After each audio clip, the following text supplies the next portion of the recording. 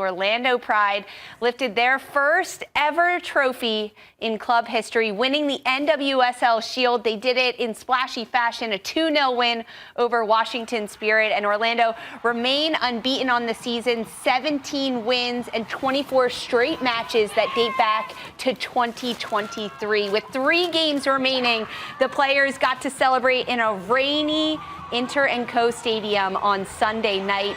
Darian, this is so deserved for this Orlando team. I can't think of a better team that's ever played in the NWSL. This team has gone through so much up and down since their inception into the league, and to see this all come together for the players, my Pride girlies, and Seb Hines and Giles Barnes, I think we have to give them a lot of credit, along with Haley Carter. But it's been a lot of work behind the scenes, and for it to all come together in such a historic way where they're breaking every single record in the NWSL and continue to be fun to watch, continue to be unstoppable, they absolutely deserve this. Yeah, NWSL records, but like club records, individual records. Seb Hines, the first Black coach to get this done. It's insane what they've managed to do. And when I think about more comprehensively, Orlando Pride as an organization, everything from their kit launch, seating, everything was so right this season that it just seems like it's the perfect storm. They managed to catch this lightning in a bottle. They seem unstoppable. I haven't been this excited about a team that I wasn't like already supporting in a long time. It's just the vibe, the playing, the transfers that they had, the scouting. They nailed it on every single front. There's a lot of aspects of this club and this season that we're going to talk about, but looking specifically at this match, it was the second half for Orlando. A 56th-minute penalty from Marta, and then Adriana forcing an own goal in the 73rd minute. The 2 goals for Orlando came in the second half. It was a surge, Darian, after the break at 45 minutes. What changed for the Pride? They just happened to score. I think it was coming the entire match. In the first half, Banda had, 4 breakaways where she was just tipped away or just pulled down. There wasn't penalties, but I thought she's going to get one because she's putting everybody on their heels on the Spirit.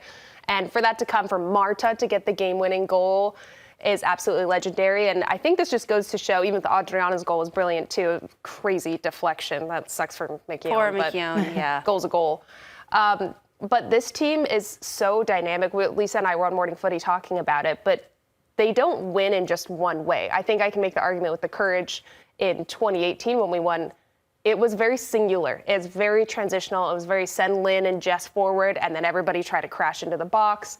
And this team, there's not one player you pick out that's the only one to change the game. They have so many different ways and styles of play they can come at you. And that's why this is such a historic thing that we're seeing and why no team's been able to stop them.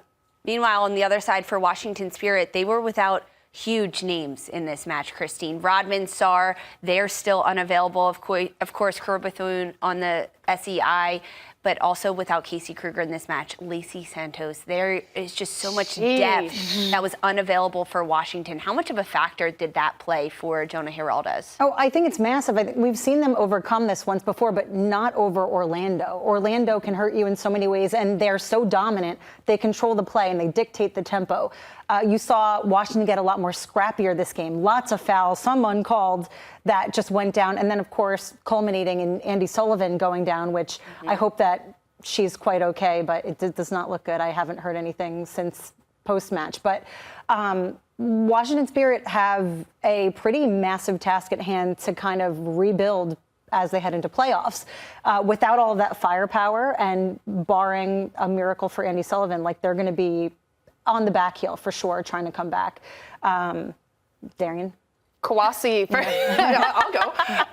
Kawasi for me was the only real bright spot for the Spirit. Orlando can shut that down. They can double down on Kawasi.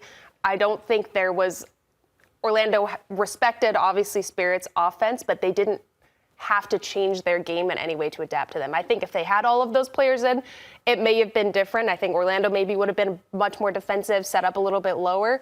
But because they didn't have to, Orlando dominated the game from the jump. Yeah, Marta, I think also just Washington Spirit creating errors for themselves. Even the Banda penalty that was ended up called, it's like you gave up.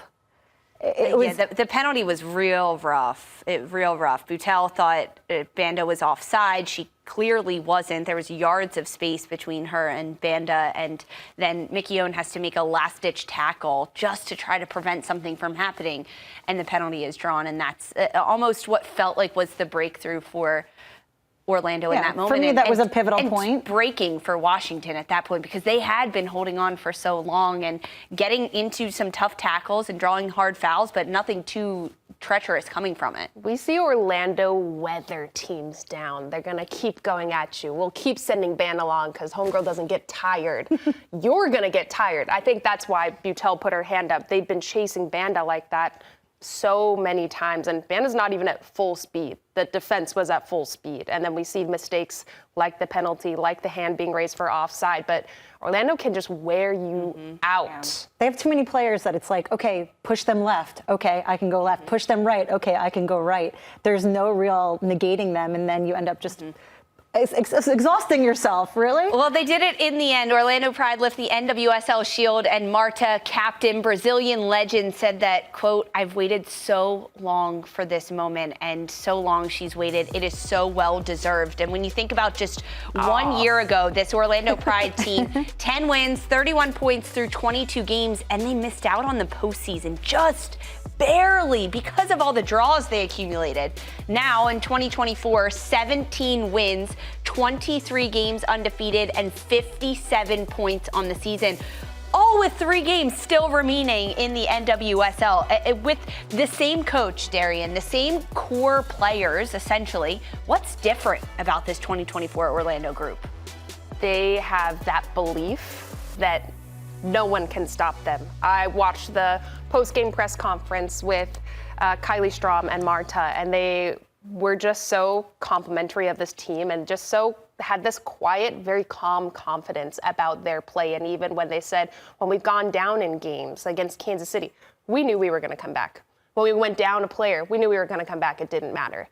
They've had that faith and belief in themselves, and you've seen it, which is why they never have looked nervous, not one time this year. I can't think of a game where I've watched them and been like, oh, they're a little bit out of sorts. Somebody's having an off game. You literally cannot tell. And it's not a cocky confidence that this Orlando size very has. Quiet. It's really, it's a little swaggy. It's a little under the radar in their moments when they maybe could get a little bit shaken, knowing that every single team is gunning for them and giving them their exact best. And Orlando never looks shaken. And there's an element of it that must stem from the top down. Of course, all glory goes to the players day in and day out. But when you hire a GM in Haley Carter, that is a former player at the start of the 2023 season, who then brings in Seb Hines and believes in his formation of this team and his vision that he sees. How much credit, Christine, do you have to really give back to Carter and Seb Hines? Oh, a ton to both of them, because to commit to building something, which they have, right, requires a certain risk appetite, patience. And then obviously just like the football IQ to know, okay, I have faith in you that you can get it done, because it's buying into the potential, not necessarily the finished product, which is a lot easier, right? And you always say, oh, you can't judge a manager by their past, but we do it all the time. That's how we hire everyone. When you have someone younger like Seb Hines coming in and trusting him to put together a squad and then get them to buy into, you know, his style, how you should play, how they would play, and do it in only 2 years. It's remarkable. It's a quick turnaround. It's unheard of. Is this the best NWSL team we've ever seen? Yes. Yeah. Better than that 2018-2019 NWSL North Carolina Courage team? Sorry, yes. Yeah. I think they're much more dynamic. There's more layers to this team than that team had.